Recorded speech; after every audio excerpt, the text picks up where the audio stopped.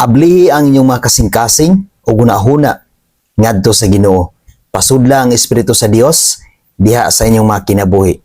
Tungod kay kung inyong ialaw nga mosulod ang Espiritu sa Dios diha sa inyong mga kinabuhi, hatagan kamo niya og kasing-kasing nga mapainubsanon, kasing-kasing nga mahigugmaon, kasing-kasing nga dili mapahitason, o kasing-kasing nga mapinasayloon.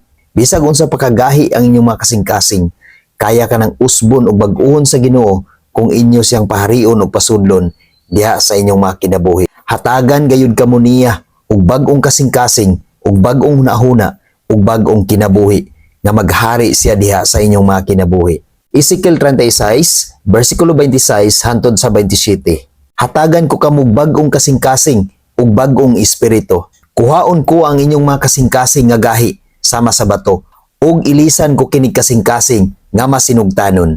Sa versikulo 27, ihatag ko kaninyo ang akong espiritu ug himuon ko kamong masinugtanon sa akong mga gimbutan ug mga lagda. Ialaw lang gayud sa kanunay igsuon nga maghari ug mosulod ang Ginoo, ang Holy Spirit ni Lord diha sa inyong mga kasing-kasing, diha sa inyong mga unahuna, tungod kay kung inyo kanang buhaton igsuon, dunagay kabag-uhan sa inyong mga kinabuhi. Masayod kamo kung unsay katuyuan sa Dios diha sa inyong mga kinabuhi. God bless sa tanan.